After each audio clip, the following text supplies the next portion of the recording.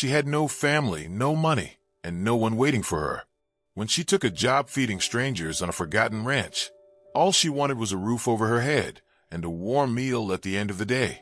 But what she found was a man who never spoke, never smiled, and sat alone every night, like a ghost no one could touch. They said he was just another cowboy. But what no one knew was that he owned the very land they stood on, and he was hiding a past so painful, so unforgivable, that he'd rather be seen as nothing than face what he'd done. She didn't come to change anyone's life, but with each meal she served, each quiet moment they shared, the walls around his heart began to crack. Until one day, she discovered his truth, a hidden deed, a buried brother, and a wound that never healed. This isn't a story about love at first sight. This is a story about redemption, about how one silent man's past shattered a woman's world, and how her strength gave him back his soul. Don't blink, because what happens next will break you. Before we begin, if this story touches your heart, please take a moment to subscribe to Legacy Ignited, where true stories like this one are brought to life, with all their pain, hope, and redemption. Like the video if you're someone who still believes in second chances, and follow us so you never miss a moment that could stay with you forever.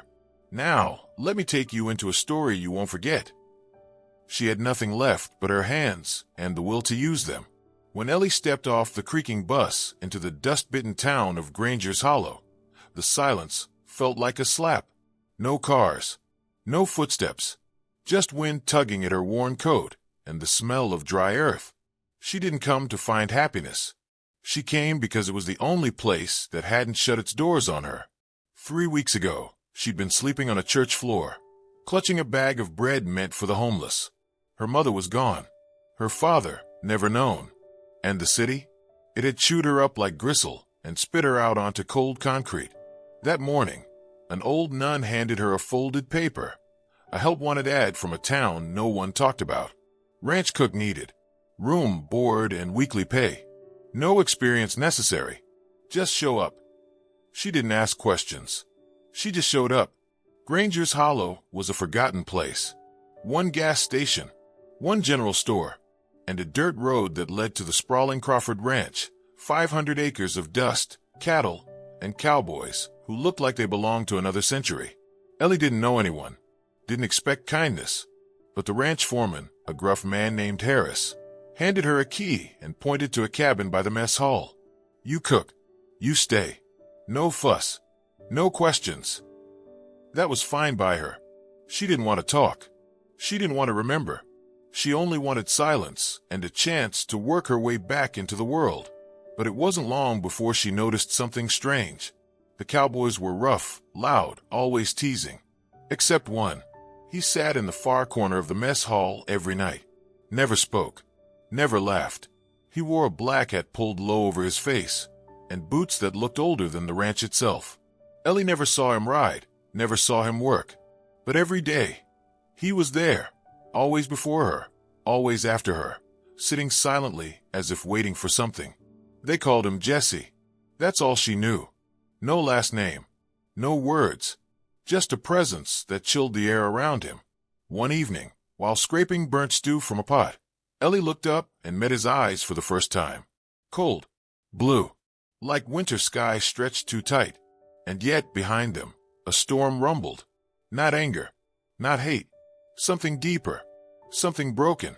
The next morning, Ellie found a single white flower on the mess hall counter. No note, just the flower, soft, delicate, freshly picked. She looked outside. Only Jesse was near, standing by the fence, back turned, shoulders stiff like he'd done something wrong. From that day forward, it kept happening. A flower on the counter, a cup washed and set aside, a scarf she thought she'd lost, suddenly folded neatly on her bed. Jesse never said a word, never asked for thanks, but the silence between them began to speak louder than anything else. Then came the storm. It rolled in black and cruel across the plains, snapping branches, ripping loose barn doors, and flooding the creek until cattle screamed and cowboys shouted through mud. Ellie worked through the night, cooking, cleaning, bandaging hands and hearts alike. When the power went out, she lit lanterns.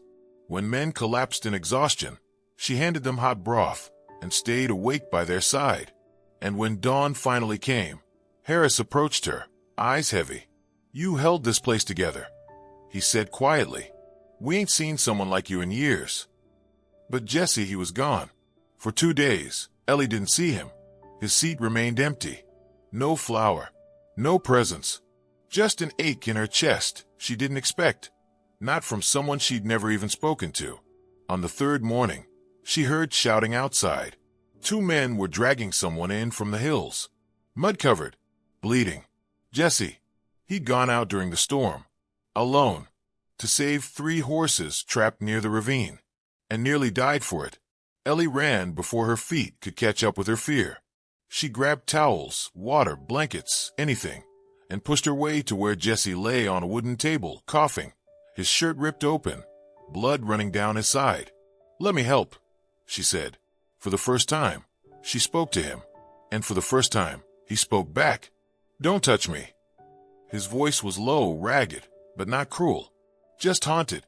Harris pulled her aside. "Let him be. He don't let nobody close.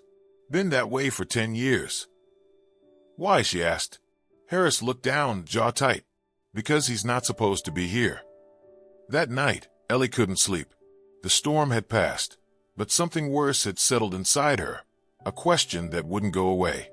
Why would someone who never spoke, never asked for anything, risk his life for animals? Why would a man hide from the world but still show kindness in silence? And who exactly was Jesse? The next morning, the answer started to unravel. While cleaning Jesse's bloodied shirt, Ellie found something sewn inside the lining, a folded piece of paper, weathered and old. She hesitated, then opened it. It wasn't a love letter. It wasn't a will. It was a deed, a land deed, for Crawford Ranch. Signed, stamped, and dated 10 years ago. Owner, Jesse Crawford. The man eating alone. The one who spoke to no one. The same man who slept in the bunkhouse and took orders from Harris. He owned everything. Ellie's hand shook. The room spun. Why was he hiding? Why would a man pretend to be a ranch hand on his own land? And more importantly, what had happened 10 years ago that made the real owner vanish into his own shadows? She didn't know it yet, but Jesse's hidden past was about to explode and take everything she believed with it. Ellie stood frozen in the dim cabin light, the land deed trembling in her hands. Jesse Crawford, the man who swept barns, sat in silence, and bled for animals, owned the very ranch they all worked on. And no one knew. Not Harris. Not the other cowboys. No one. Why would a man hide his own name, his own land? Ellie folded the paper and tucked it back into his shirt, her heart pounding. Something terrible had happened. Something that buried him deeper than silence ever could. And now, her quiet world, the one she'd just begun to feel safe in, felt cracked beneath her feet. That night, Jesse didn't show up for dinner. Again. But this time, she didn't wait for him. She walked through the cold night air, the lantern swinging in her hand, until she found his cabin, tucked away from the others, hidden like he was. She knocked. No answer. She knocked again. Finally, the door creaked open. Jesse stood there, pale, shirtless, the scar on his side still raw from the storm. His eyes met hers. He didn't speak. He didn't need to. "I know," Ellie whispered. "I found the deed." For a long, breathless second, Jesse didn't move. Then he stepped aside. She entered the small, dusty room. No decorations, no warmth, just a single trunk by the bed, unlocked, half open, as if he'd been thinking of running. Jesse sat slowly, pain in every movement. The silence stretched thick between them until Ellie broke it. "Why are you pretending to be someone else?" He stared at the floor, then finally spoke, voice low, heavy like iron. "Because 10 years ago, someone died because of me." Ellie didn't speak. She waited. "I was 23 when my father died. Left me this ranch. Said it'd make me a man. But I wasn't ready. I spent more time drinking than riding. Trusted the wrong men to help me run the place. One night, I signed a deal I didn't read. They tried to take the ranch. I fought back. Things got ugly." He looked up, eyes hollow. "One of them, Nate Collar, came back with a shotgun. Said I'd cost him everything. My little brother Luke was with me that night, 17, just a boy. He stepped between us before I could stop him. Jesse's voice cracked. He took the bullet meant for me. Ellie's breath caught. I buried him out back. Told no one what happened. I disappeared. Left the ranch to rot. But Harris stayed. Kept it going. Thought I was dead. Let the others think I was just a cousin passing through when I came back. I let them believe it. But why live like this? Ellie asked. Why hide in your own home? Jesse looked at her, really looked, for the first time. Because I don't deserve it. This land. This life. I killed my brother with my pride. Tears welled in Ellie's eyes. And yet, you saved horses in a storm. You leave flowers for the cook. You protect people who don't even know who you are. You punish yourself every single day. How long are you going to bleed for a wound you didn't mean to make? Jesse's jaw clenched. His voice turned to gravel. As long as it takes.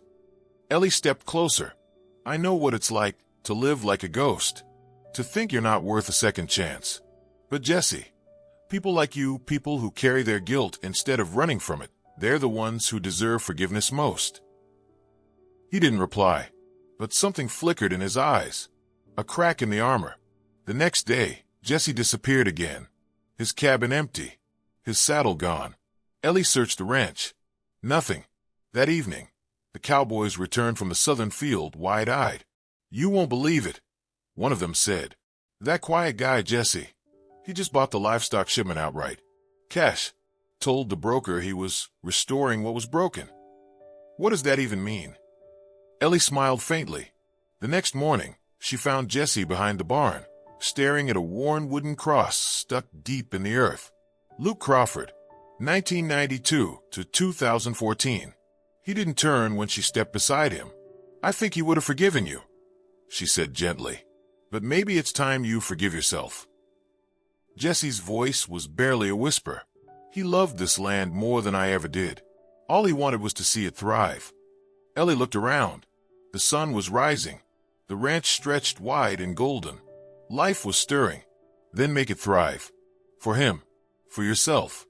Jesse turned to her. The coldness in his eyes was melting, replaced by something softer. Something real. I can't do it alone. Ellie smiled. You're not alone anymore. That week, everything changed. Jesse met with Harris. Told him the truth. Shock rolled through the ranch like thunder. But no one left. In fact, something remarkable happened. The cowboys worked harder. The land breathed easier. And Jesse walked taller. He still didn't say much. But he didn't need to. His presence filled the ranch now. Not as a ghost, but as its heart. And Ellie, she stayed. Not because she had nowhere else to go, but because she'd found something here. In the silence. In the scars. In the man who had once hidden his past, and now chose to live with it. Months later, as spring painted the hills green, Ellie opened the mess hall one morning to find a note beside a single white flower. The land is healing. So am I. Thank you for feeding more than just our stomachs. Jessie. Tears welled in her eyes. Not of sadness. Of peace. Because in feeding strangers, she'd found her purpose. And in one cowboy's broken silence, she'd found her home. Weeks passed. The ranch changed with Jesse. He began repairing fences himself, riding with the men, listening when they spoke. He still wasn't loud, still kept a few words, but now they carried weight. Not because he was the owner, but because he was finally present. Ellie watched him from the mess hall windows sometimes. There was a new steadiness in him, the kind only pain can carve and time can harden. He no longer flinched at laughter. He no longer looked away when someone mentioned his brother's name. He began planting small wildflowers along the old grave behind the barn. One morning, as Ellie chopped onions by the stove, Jesse walked in. Not for food, not for coffee, just for her. He held out something wrapped in cloth. She dried her hands and opened it. Inside was the deed. Signed over to both of them. Her voice caught in her throat. I can't take this, she whispered. You already have, Jesse said, his voice firm. You fed strangers. You stayed when you didn't have to. You saw a man everyone else forgot and didn't walk away. Ellie looked up. His eyes weren't cold anymore. They held warmth. She shook her head, tears brimming. I was just trying to survive. You did more than that, Jesse said. You made me want to live again. She set the cloth down, heart thudding in her chest. Outside, the cows stirred. Cowboys shouted in the distance. Dust rose under boots. The world kept moving, but inside that moment, everything stood still. Jesse stepped closer, the silence between them now filled with peace, not pain. I used to believe I wasn't worthy of forgiveness, he said quietly. But you reminded me that even the broken have a place in this world. Ellie nodded, her voice trembling. We all carry something, but it doesn't have to bury us. He reached out and gently took her hand. I don't want to hide anymore. Neither did she. That night, the stars stretched wide over the ranch, clear and endless.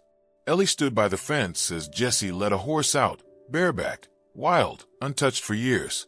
The one no one dared ride. He climbed on slowly, and the horse didn't buck. It walked steady into the moonlight, like it knew its rider had come home. And so had she.